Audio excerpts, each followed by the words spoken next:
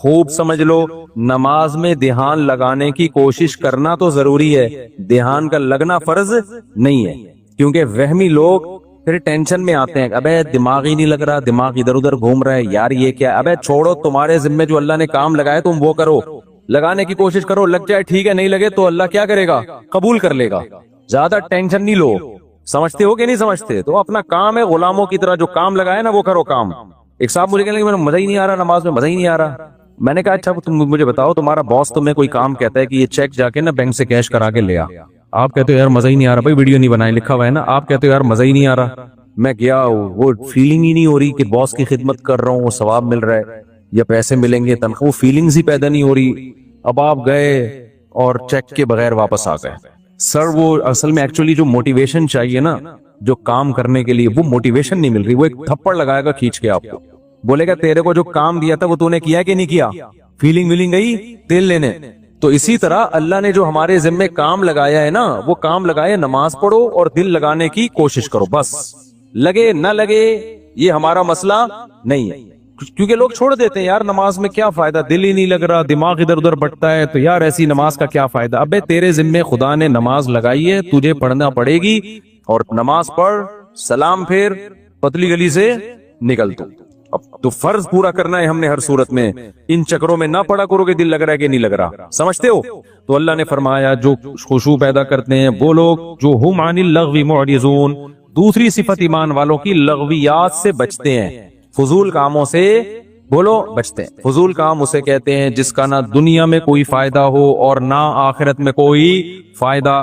Pub جی کھیل رہے ہیں آپ، نہ دنیا میں فائدہ نہ آخرت میں فائدہ۔ فٹ بال کھیل رہے ہیں، فائدہ ہے، آپ کی صحت کیا ہوگی، اچھی ہوگی، اسٹیمنا فٹ بال سے ایسا بنتا ہے کہ آدمی خود فٹ بال بن جاتا ہے تھوڑے دنوں میں، ادھر جا رہا ہے ادھر جا رہا ہے ادھر جا رہا ہے، ایسے ہو جاتا ہے، بشرطے کہ کپڑے پورے پہنے ہوئے ہوں، 2-3 اسٹیکر نہ چپکائے ہوئے ہوں باڈی پہ، ٹھیک ہے نا، پراپر ڈریس میں۔ فٹ بال ایک ایسی چیز ہے، آخرت کا ہو، اگر نیت اچھی ہوگی تو آخرت کا بھی فائدہ ہوگا کہ میں صحت بنا رہا ہوں تاکہ میں اللہ کی عبادت کر سکوں، لوگوں کے کام آ سکوں، تو آخرت کو بھی فائدہ۔ نیت نہیں ہے تو کم از کم دنیا کو تو فائدہ ہوگا نا، آپ کی دنیا سنورے گی۔ اب یہ جو رمضان میں راتوں کو لڑکے کرکٹ کھیل رہے ہیں، میرا ایک بیان بڑا چل رہا ہے، اس سے لڑکوں کو بڑی موٹیویشن ملی ہے کہ اور کھیلو رات میں۔ وہ بیان میں نے اس پہ نہیں کیا کہ اب اس پہ کلپ بنانا لازمی کہ پوری بات بتانا، وہ بیان میں نے اس پہ نہیں کیا ہے کہ کھیلو، بلکہ میں نے ایک تھوڑی سی تعریف کی ہے، چلو یار پب جی سے کیا ہے، اچھا ہے، چلو دن سو کے گزار لیتے ہیں، روزہ تو رکھ لیتے ہیں نا، تو some thing is better than nothing.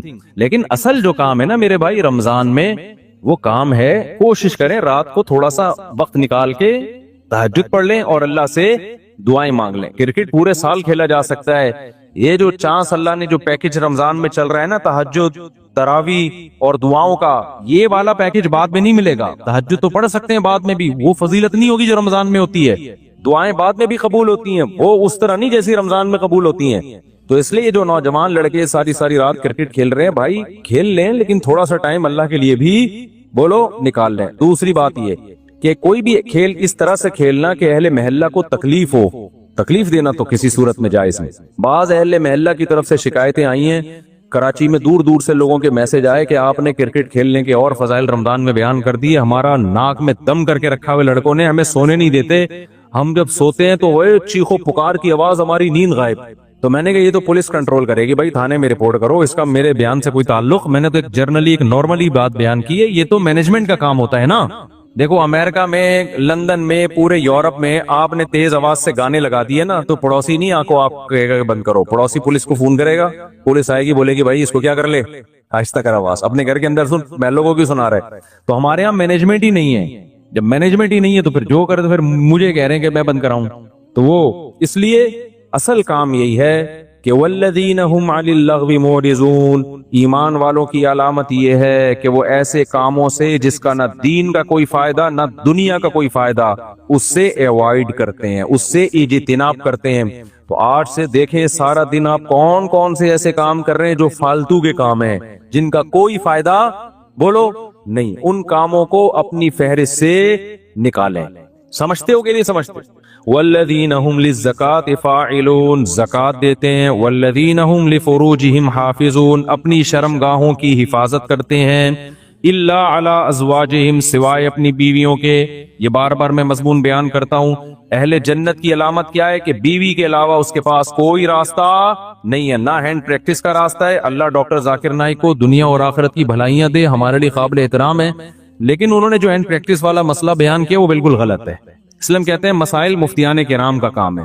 انہوں نے کہہ دیا کہ مجبوری میں جائز ہے، کہیں بھی جائز ہونے کی ہمارے پاس کوئی شرعی دلیل موجود نہیں ہے. قرآن نے صاف طور پہ منع کیا ہے. ڈاکٹر لوگ عام طور پر اس کو پروموٹ کر رہے ہوتے ہیں. ڈاکٹر ذاکر نائک بھی چونکہ میڈیکل سائنس کے ڈاکٹر ہیں نا، تو ڈاکٹر لوگ کہتے ہیں یار اسٹریس ختم کرنے کے لیے. بھائی دنیا میں صرف اسٹریس ہی کوئی مسئلہ نہیں ہے. اسٹریس آپ شریعت کی حدود میں رہ کے تو ختم کر سکتے ہیں. شریعت کی حدود ٹوٹ رہی ہے تو پھر اسٹریس نعمت ہے اللہ کے لیے. دیکھو روزے میں بھی اسٹریس ہوتی ہے نا، دل تڑپتا ہے، منہ میں بدبو بھی پیدا ہو جاتی ہے بہت زیادہ خالی پیٹ رہنے سے. لیکن نبی نے کیا فرمایا؟ وَلَا خَلُوفُ فَمِ الصَّائِمِ أَحَبُّ إِلَى اللَّهِ مِنَ الْمِسْكِ. اللہ کو بدبو سے کتنی نفرت ہے، لیکن روزے دار کی منہ کی بدبو اللہ کو مشک و عنبر سے زیادہ محبوب ہے. اللہ کو میلا کچیلا رہنا پسند ہے یا صاف ستھرا؟ بتاؤ. میڈیکل سائنس بھی کہتی ہے بھائی نیٹ کلین ہونا چاہیے بندہ. اللہ میاں بھی یہ کہتے ہیں تبھی مسواک کا حکم دیا، نہانے کا حکم دیا، خوشبو کا حکم دیا، صاف کپڑے پہنے، پاک کپڑوں.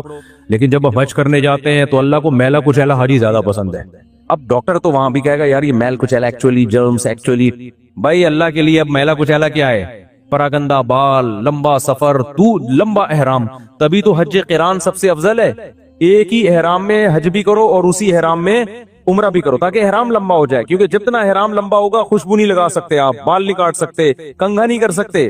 تو دیکھو نا جو لمبے حج کرتے ہیں نا، احرام یہیں سے باندھ کے جاتے ہیں، تھوڑے دنوں میں ایسا لگ رہا ہوتا ہے مریخ سے آئے ہوئے ہیں، یہ کہیں پتہ نہیں کہاں سے آئے بندہ. تو اللہ کو یہی پسند ہے، حاجی ایسے ہی پسند ہے. نہانے کی اجازت ہے حج میں، صابن نہیں لگاؤ، خوشبو نہیں لگا سکتے. تو بس اللہ کا ایک نظام ہے، نارمل روٹین سے اللہ نے حاجی کو کیا کر دیا؟ ہٹا دیا اللہ تعالیٰ نے. اسلام میں بال رکھنے کا حکم ہے کیونکہ حدیث میں آتا ہے اللہ جمیل ہے، جمال کو پسند کرتا ہے. تو بالوں میں کیا ہے؟ جمال. یہی وجہ ہمارے نبی بال رکھتے تھے، بڑے بال تھے آپ صلی اللہ علیہ وسلم کے. لیکن حج میں کیا ہے؟ بولو بال کٹا دو. اچھا مجھے لوگ کہہ رہے ہیں آپ کے کیوں ہیں؟ اب تو عمرہ کیا آپ نے. ایک صاحب کہنے لگے اس پہ تو 6 عمرے اور ہو سکتے ہیں، اتنے بڑے بال ہیں. تو بھائی میں نے کہا قصر بھی تو ہے نا، ہم نے ٹرین کئی دفعہ کرا لی، اب کیا ہے؟ قصر بھی سنت ہے، وہ بھی ٹھیک ہے.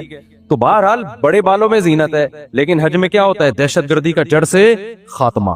تو بس وہ اللہ کا حکم ہے کہ یار میرے حکم کو فالو کرتے ہو کہ نہیں کرتے. تو اسی طرح آپ کو جتنی مرضی ٹینشن ہو، اس ٹینشن کو ختم کرنے کے لیے ہینڈ پریکٹس کی آپ کو اجازت بولو نہیں ہے. اس کا ختم کرنے کا ایک ہی طریقہ ہے، نکاح کر لو جا کے. مجبور ہو کے کرو گے، کسی کا بھلا تو ہو جائے گا نا، کسی کی بچی کا، کسی عورت کو ٹھکانہ تو مل جائے گا نا. تو اس لیے ڈاکٹر ذاکر نائک بہت قابل احترام، اللہ بہت دین کا کام لے رہا ہے، مگر یہ مسئلہ بالکل صحیح نہیں بیان کیا. ایک تو 3 طلاق کا مسئلہ بھی انہوں نے غلط بیان کیا، وہ بعد میں اب ان کی رائے ویسی رہی بھی نہیں ہے، اس میں لچک پیدا ہو گئی ہے. تو لوگوں نے بہت دفعہ ایسا کیا، 3 طلاق دے کے جی ڈاکٹر ذاکر نائک کا کلپ آیا تو بیویوں کو رکھ لیا. میں نے بار بار بتایا یہ حرام ہے. 3 طلاق قرآن نے بیان کیا، حدیث نے بیان کیا، صحابہ کا اجماع ہے. 3 ہوتی ہیں، بیوی حلال نہیں ہوگی. خدا کے غضب کو مت دعوت دو. ڈاکٹر ذاکر نائک قابل احترام ہے، لیکن ابو حنیفہ سے زیادہ علم نہیں ہے ان کے پاس، امام شافعی سے زیادہ علم نہیں ہے، امام مالک سے زیادہ علم نہیں ہے، احمد بن حنبل سے زیادہ علم نہیں ہے. ڈاکٹر ذاکر نائک بخاری کے حوالے دے رہے ہیں اور احمد بن حنبل بخاری کے استاذ ہیں. سمجھ میں آ رہی ہے بات کہ نہیں آ رہی؟ امام بخاری کے استاذ ہیں احمد بن حنبل، امام شافعی احمد بن حنبل کے استاذ ہیں، امام محمد امام شافعی کے استاذ ہیں، امام ابو حنیفہ امام محمد کے استاذ ہیں، اور امام مالک بقیہ 3 اماموں کے استاذ ہیں. اور یہ تابعین تبع تابعین کے دور کے لوگ ہیں. پوری امت نے ان پہ اعتماد کیا ہے، اور اس وقت اعتماد کیا ہے جب یہ 2 نمبریاں نہیں تھیں، اس طرح کے منجن نہیں بک رہے تھے مارکیٹ میں. نیک لوگ تھے، پرہیزگار لوگ تھے، وہ خود صاحب علم تھے. اس وقت جن لوگوں پر اعتماد کیا گیا نا، تو مسائل میں وہ لوگ زیادہ قابل اعتماد ہیں. آج کے اسکالرز کی ہر بات نہیں لی جائے گی. سمجھتے ہو کہ نہیں سمجھتے ہو؟ تو اچھا میرے بھائی ہم چلتے ہیں آگے.